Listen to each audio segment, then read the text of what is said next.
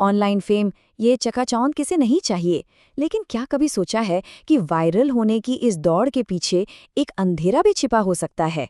आज ऐसी ही एक कहानी समझते हैं, एक ऐसी कीमत की कहानी जो वायरल होने के लिए चुकानी पड़ सकती है। तो चलिए सीधे मुद्दे पर आते हैं।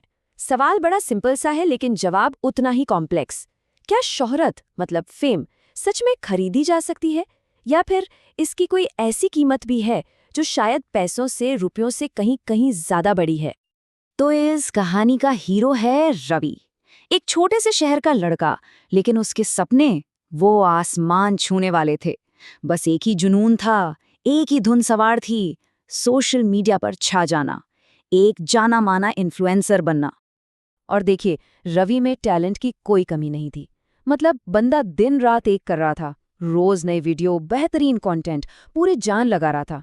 लेकिन नतीजा कुछ खास नहीं। उसकी ग्रोथ इतनी स्लो थी कि धीरे धीरे उसकी हिम्मत जवाब देने लगी थी। इतनी कड़ी मेहनत के बाद उसके फॉलोअर्स कितने थे? बस 200। सिर्फ 200। ये नंबर जानते, हर दिन उसे चुभता था। ऐसा लगता था जैसे उसके सपनों का मजाक उड़ा रहा हो। और बस यहीं से कहानी में आता है एक बड़ा ट्विस्ट। क्योंकि जब मेहनत का रास्ता लंबा और थका देने वाला लगने लगता है ना, तो अक्सर एक आसान सा दिखने वाला शॉर्टकट सामने आ ही जाता है। एक दिन स्क्रॉल करते करते रवि को इंस्टाग्राम पर एक मैसेज दिखा, और उस मैसेज के शब्दों ने जैसे उसकी आंखों में एक नई उम्मीद जगा दी। उसे लगा बस मंजिल तो अब सिर्फ एक क्लिक दूर है। ये ऑफर ही कुछ ऐसा था कि उस वक्त उसके लिए इसे इग्नोर करना मतलब नेक्स्ट टू इम्पॉसिबल था। और ये जाल इतनी सफाई से बिछाया गया था कि कोई भी धोखा खा जाए। लिंक खोलते ही एक प्रोफेशनल सी वेबसाइट खुली, और वादे, बड़े बड़े वादे, गारंटीड ग्रोथ, 24 घंटे में रिजल्ट, और लाखों हैप्पी कस्टमर्स के झूठे टेस्टिमोनियल्स भी। अब ये सब देखकर रवि का जो थोड़ा बहुत शक था ना, वो भी पूरे विश्वास में बदल गया। रवि ने ज्यादा सोचा ही नहीं, झट से लिंक पर क्लिक किया, अपनी सारी डिटेल्स, मोबाइल नंबर, ईमेल, यहाँ तक कि अपना इंस्टाग्राम पासवर्ड और यूपीआई डिटेल्स सब कुछ डाल दिया, और अगले ही पल पेमेंट भी हो गई। सब इतनी तेजी से हुआ कि खतरे की घंटी सुनने का मौका ही नहीं मिला। पर अफसोस, ये खुशी बस चंद पलों की ही मेहमान थी। उसे बिल्कुल अंदाजा नहीं था कि उस शॉर्टकट की असली कीमत 999 रुपए से कहीं ज्यादा होने वाली थी। अगली सुबह जब वो उठा, सब कुछ बदल चुका था।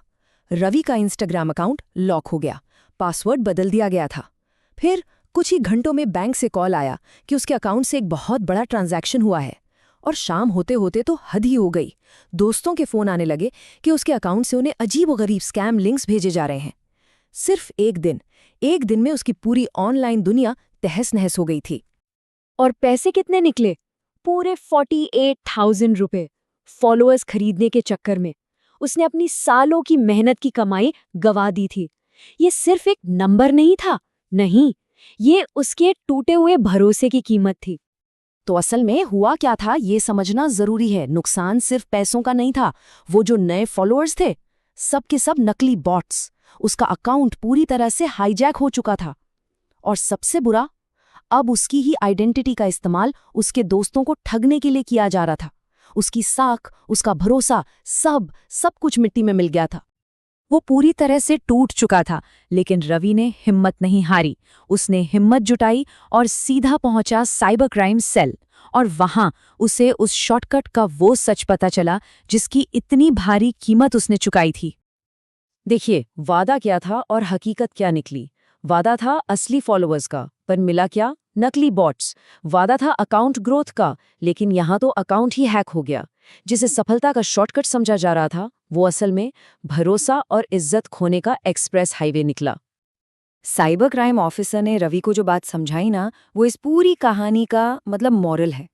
उन्होंने कहा, बेटा एक बात हमेशा याद रखना, शॉर्टकट हमेशा गड्ढे में ही गिराता है। असली फॉलोअर्स मेहनत से कमाए जाते हैं, पैसों से खरीदी हुई भीड़ नहीं होते। इस धोखे ने रवि को अंदर तक झिंझोड़ कर रख दिया था, लेकिन उसने हार नहीं मानी।